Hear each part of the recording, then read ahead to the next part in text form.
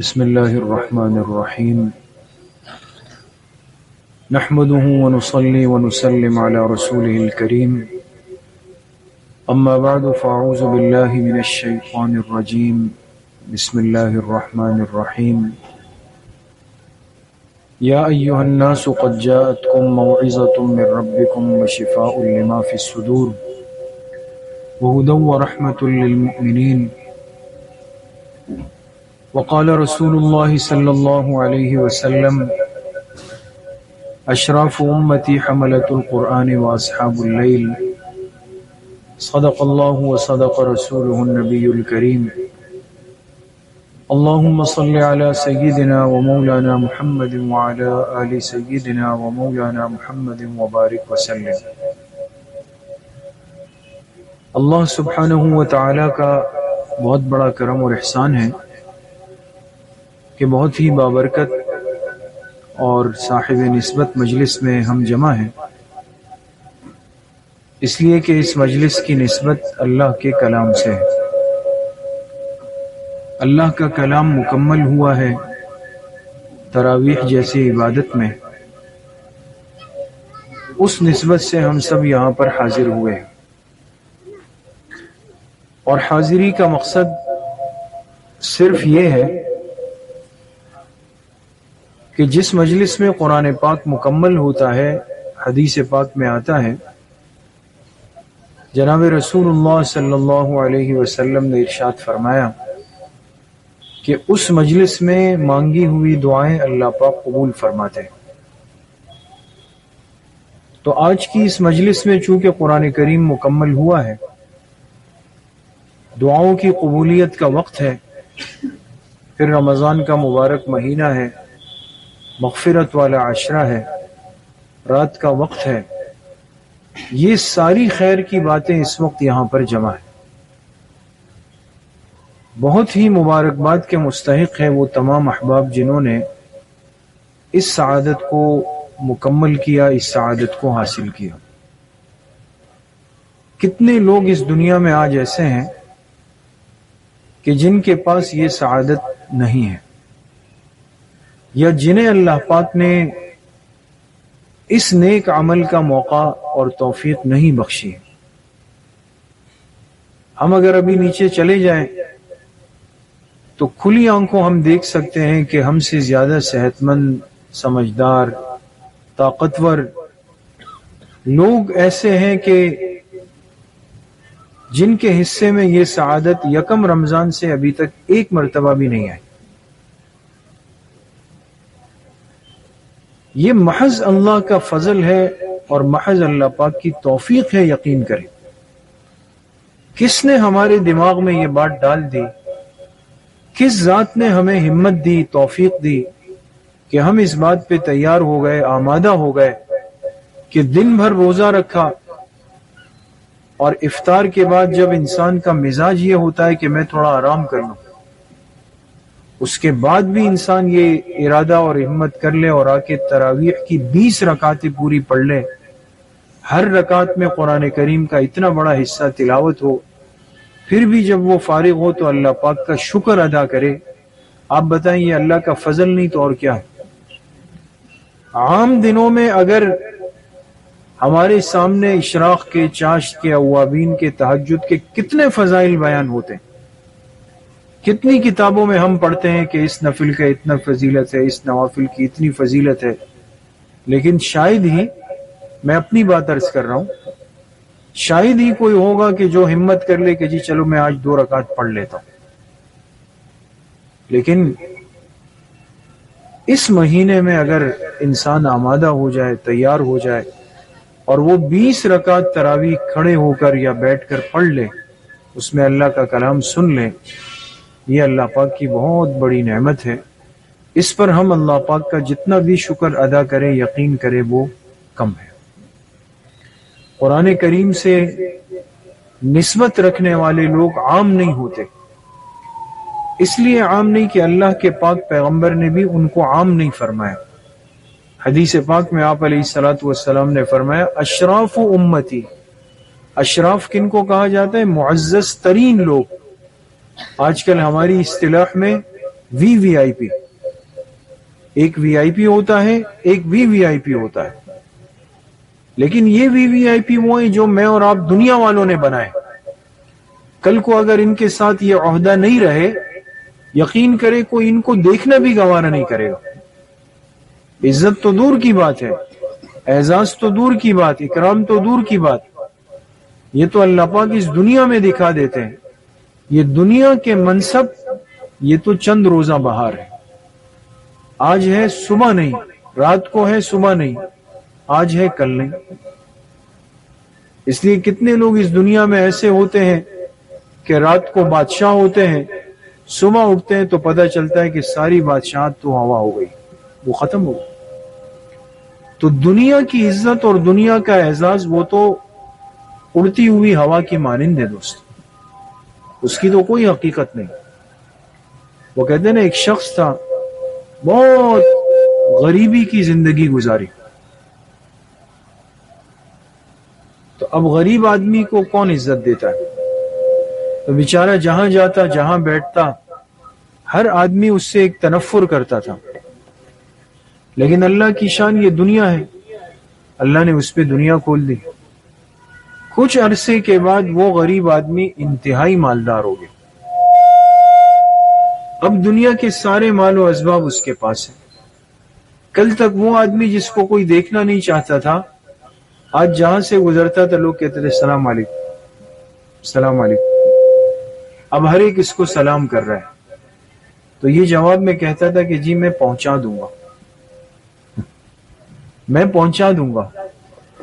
کسی نے کہا بھئی کس کو پہنچا دیں گے؟ کہا جس کو سلام کیا. اگر مجھے سلام کیا ہوتا تو میں تو پہلے بھی یہی رہتا تھا, مجھے تو کوئی سلام نہیں کرتا تھا. آج جو سلام ہو رہا ہے یہ اس لیے ہو رہا ہے کہ میرے پاس مال ہے. معلوم ہوا کہ سلام مجھے نہیں بلکہ میرے مال کو ہو رہا ہے, تو میں آپ کا سلام اپنے مال کو جا کے پہنچا دوں.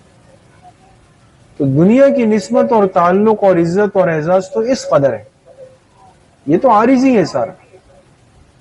لیکن قرآن کی نسبت یقین کرے یہ وہ عزت ہے اور یہ وہ اعزاز ہے کہ آپ خود بتائیں. یہ 13 راتیں آپ حضرات نے تراویح پڑھی, جس بچے نے تراویح پڑھائی اس سے عمر میں بڑے افراد ہم پیچھے تھے, سمجھ والے ہم پیچھے تھے, ہے نا. لیکن یہ بچہ کیوں مصلی پر امام بنا؟ ویسے تو کوئی اس کو آگے نہیں کرے گا. اگر کوئی بڑی امانت ہو تو اس بچے کو کوئی دینے پہ تیار نہیں ہوگا, کہے گا بھائی اتنا سمجھدار نہیں. کوئی قیمتی چیز بچے کو ہاتھ میں نہیں دی جاتی, کیوں؟ کہتے گرا دے گا یہ. لیکن جہاں تراویح کی بات آئی تو ہم پیچھے ہو گئے, حافظ صاحب آگے ہو گئے. بھئی یہ وہی بچہ ہے کہ جس کو آپ 5000 کا نوٹ نہیں دینا چاہ رہے تھے, کیوں آگے کیا؟ کہتے ہیں کمال یہ کہ اس کے سینے میں قرآن ہے, اس کے سینے میں 30 پارے قرآن کریم کے محفوظ ہیں, اور اس قرآن کی نسبت نے اس حافظ صاحب کو اتنا قیمتی بنا دیا, اتنا معزز بنا دیا کہ اس کے معزز ہونے کو اللہ کے پاک پیغمبر نے خود بیان فرمایا. اشراف امتی, فرمایا میری امت کے معزز ترین لوگ کون ہیں؟ حملۃ القرآن, جن کے سینوں میں قرآن محفوظ ہے. اس لیے میرے عزیزوں, دوستوں, بزرگوں, یہ قرآن کی نسبت یہ بہت بڑی نسبت ہے. اور یہ صرف اس دنیا میں نہیں, جب یہ بندہ قبر میں جائے گا اور قبر میں اترنے کے بعد جب سارا دنیا کے اعمال کا حساب کتاب بند ہو گیا, اب کوئی چیز وہاں فائدہ نہیں دے سکتی. اگر یہ بندہ اس قبر میں کھڑے ہو کر کے جب تک قیامت قائم نہیں ہو جاتی, علماء نے لکھا ہے, اگر ایک صاحب قبر اللہ پاک سے کہے کہ اے اللہ مجھے نماز بڑی پسند ہے, آپ مجھے اجازت دے کہ میں قبر میں پڑھ لوں, علماء فرماتے ہیں اگر اس کو اجازت مل جائے اور یہ قبر میں کھڑے ہو کر نماز پڑھتا رہے پڑھتا رہے پڑھتا رہے تا وقت کہ قیامت قائم ہو جائے, لیکن اس قبر کی پڑھی ہوئی نماز کا ایک اجر بھی اس کے نام اعمال میں نہیں آئے, اس لیے کہ وہ دفتر دنیا میں بند ہو چکا, ختم, وہ فائدہ نہیں دے سکتے. لیکن جب یہ قبر میں جائے گا تو ایک خوش نصیبی اس قبر میں بھی ہوگی. وہ کیا ہوگی؟ فرمایا یہ قرآن کریم ایک خوبصورت نوجوان کی شکل میں آ کر اس کے سینے کے ساتھ بیٹھ جائے گا، اور جو فرشتہ حساب کتاب کے لیے آئے گا یہ اس سے کہے گا کہ اس نے مجھے اپنے دل سے سینے سے ساری زندگی لگائے رکھا، مجھے دور نہیں کیا، آج اس قبر میں جب اس کو میری ضرورت ہے میں اس کو کیسے تنہا چھوڑ، میں اس کو نہیں چھوڑ سکتا۔ وہاں اس کا مونس بن جائے گا، اس کا غمخوار بن جائے گا، اس قبر کی وحشت سے اس کو محفوظ رکھے گا۔ اور پھر جب میدان محشر قائم ہوگا، نفسا نفسی ہوگی، ہر ایک پریشان ہوگا، پسینے میں ڈوبا ہوا ہوگا، سورج سر پر ہوگا، اللہ کا غضب عروج پر ہوگا، ہر ایک پریشان ہوگا۔ تو اس موقع پر بھی کیا ہوگا؟ فرمایا یہ قرآن کریم اللہ کے سامنے آ کے کھڑا ہو جائے گا اور اللہ سے عرض کرے گا کہ اللہ، اگر آپ نے مجھے اپنے قرآن کا حصہ بنایا ہے اور میں آپ کے قرآن میں شامل ہوں، تو پھر آپ کو آج میری سفارش اس بندے کے حق میں ماننی پڑے گی، اس کی مغفرت کرنی پڑے گی، اور اگر آپ اس کی مغفرت نہیں فرمانا چاہتے تو پھر مجھے اپنے کلام میں سے نکال لیجیے۔ تو جو چیز اللہ کے کلام میں شامل ہو گئی وہ تو آپ کبھی نہیں نکل سکتے، تو اللہ پاک کیا کریں گے؟ اس کی سفارش کو قبول کریں گے، اور قرآن کریم کو کہا جائے گا کہ اس بندے کو ہاتھ سے پکڑ لو اور جنت کے اندر داخل کرو۔ تو آپ بتائیں، اس دنیا میں قرآن نے عزت دی، حافظ آگے ہوا، قبر میں عزت دی کہ ان سخت سوالات سے اس کو محفوظ رکھا، آخرت میں عزت دی کہ اللہ کے سامنے کھڑا ہو گیا اور اس کی سفارش کی، اس کو جنت میں داخل کر دیا۔ لیکن بات ختم نہیں ہوئی دوستو، جنت میں جانے کے بعد جب نعمتیں اپنے عروج پر ہو جائیں گی اور جنتی کو ایسا لگے گا کہ سب کچھ ہو گیا، وہاں بھی کیا ہوگا؟ قرآن کے حافظ کو کہا جائے گا کہ اے حافظ کھڑے ہو جا، اقرا ورتل ورتقی، اے قرآن کے حافظ آج بھی قرآن پڑھنا شروع کر دے، اور اسی طرح ٹہر ٹہر کے پڑھ جیسے دنیا میں پڑھتا تھا، ایک ایک آیت پڑھتا جا، جنت کے ایک ایک درجے پہ چڑھتا جا۔ اسی لیے فرمائے جتنی قرآن کی آیتیں ہیں اتنے جنت کے درجات ہیں۔ تو 6666 آیتیں جو راجح قول ہے، 6666 آیتیں قرآن کی ہے، تو جنت کے درجات بھی کتنے ہو گئے؟ 6666۔ ایک حافظ کو جس نے قرآن یاد کیا، پھر اس کی نگرانی کی، اس کو خیال رکھا، اس کو محفوظ رکھا، یہ جنت کے 6666 درجات پہ چلا جائے۔ یہ خوش نصیبی انسان کو کیسے مل سکتی ہے دوستو؟ اس لیے میرے عزیز و دوستو بزرگوں، آپ حضرات کو بڑی سعادت ملی کہ آپ نے اللہ کے اس کلام کو سنا اور اہتمام سے سنا اور ادب کے ساتھ سنا۔ ہوتے ہوتے وہ دن آ گیا کہ آج والناس ہو گئی، اور ابھی انشاءاللہ دعا ہوگی۔ تو اس قرآن کریم کی تکمیل یہ اللہ کی بہت بڑی نعمت ہے، اور انسان جب اولاد پر تھوڑی محنت کر لیتا ہے نا، لیکن یہ تو بچے ہیں، اولاد ہے۔ آپ نے ابھی دیکھا اس بچے کو، اب اس چھوٹے سے بچے نے کیسے مجلس کو گرما گرم کر دیا۔ اگر ہم میں سے کسی کو کہا جائے کہ بھئی آپ پڑھ لو، تو میں تو ایک شعر بھی اس طرح نہیں پڑھ سکتا ہوں۔ یہ کیا چیز ہے؟ یہ تربیت ہے دوستو، یہ تربیت ہے۔ نہیں ہے نا امید اقبال اپنی کشت ویرا سے، ذرا نم ہو تو یہ مٹی بڑی زرخیز ہے ساقی۔ تھوڑی سی اس مٹی پر محنت کرنی ہے، ورنہ یقین کریں ماحول فتنوں کی طرف جا رہا ہے۔ یہ بچے ہیں، اگر یہ فتنوں کی طرف چلے گئے تو مصیبت ہے۔ ان بچوں کی حفاظت ہو گئی، قیمتی بن گئے، اور ان کا تعلق اللہ کے کلام اور اللہ کے پیغمبر کے کلام سے جڑ گیا، یقین کرے دنیا آخرت کی سب سے بڑی سعادت ہے۔ تو اللہ ہماری اس مجلس کو، اس تکمیل قرآن کریم کو قبول فرمائے، اور جتنے حاضرین مجلس ہیں اور جن احباب نے شروع سے آخر تک یہاں پڑھا ہے، سب کے لیے باعث بخشش اور نجات فرمائے۔ وآخر دعوانا الحمدللہ رب العالمین۔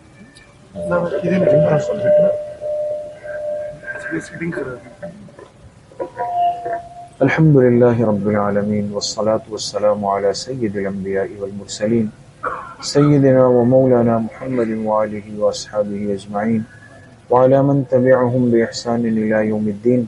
یا اللہ یا ارحم الراحمین، ہمارے صغیرہ کبیرہ ظاہراً باطناً ہر طرح کے گناہوں کو معاف فرما دے۔ یا اللہ پوری امت کے گناہوں کو معاف فرما دے۔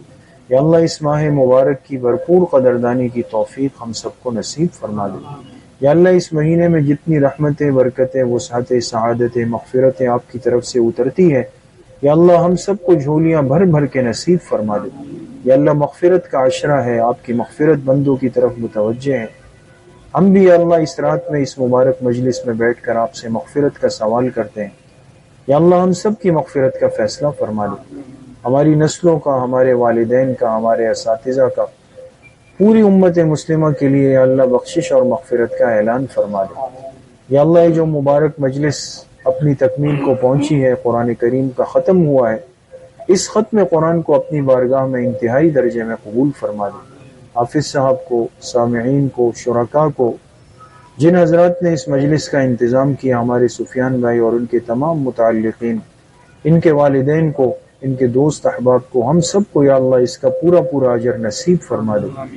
یا اللہ اس مجلس کی برکتوں سے کسی کو محروم نہ فرما دے۔ جتنے بیمار گھروں میں ہیں، اسپتالوں میں ہیں، جن بیماریوں میں مبتلا ہیں، یا اللہ سب کو شفائے کامل عاجل نصیب فرما دے۔ ہمارے عمران بھائی کے والد صاحب کو شفائے کلی یا اللہ نصیب فرما دے، کہ عمر میں، صحت میں خوب برکتیں نصیب فرما دے۔ سفیان بھائی کے والد صاحب، ان کی والدہ کی عمر میں، صحت میں خوب برکتیں نصیب فرما دے۔ جتنے شرکائے مجلس ہے، اگر ان میں کوئی بیمار ہے یا والدین میں سے کوئی بیمار ہے، سب کو صحت کاملہ عاجلہ مستمرہ نصیب فرما دے۔ یا اللہ برکتوں والی زندگی نصیب فرما دے، تمام پریشانیوں کو اپنے فضل و کرم سے حل فرما دے۔ یا اللہ جن گھروں میں جوان بچے بچیاں رشتوں کے انتظار میں ہیں، والدین ان کے رشتوں کے لیے منتظر ہیں، غیب سے یا اللہ ان کے لیے نیک اور جوڑ کے رشتے مہیا فرما دے۔ جتنے مرحومین مرحومات دنیا سے چلے گئے، یا اللہ سب کی کامل اور مکمل مغفرت فرما دے۔ ہم سب کے مشفق اور سرپرست حضرت مفتی قاسم صاحب نور اللہ مرقدہ، یا اللہ ان کی قبر کو جنت کا باغیچہ فرما دے، تمام سلسلوں کو ان کے حق میں صدقہ جاریہ فرما دے۔ ہم سب کا خاتمہ بالایمان و بالخیر نصیب فرما دے۔ ہماری دعاؤں کو اپنے فضل و کرم سے، فضل و رحمت سے اپنی بارگاہ میں قبول و منظور فرما دے۔ وصلی اللہ وسلم علی نبینا محمد وآلہ وصحبہ اجمعین برحمتک۔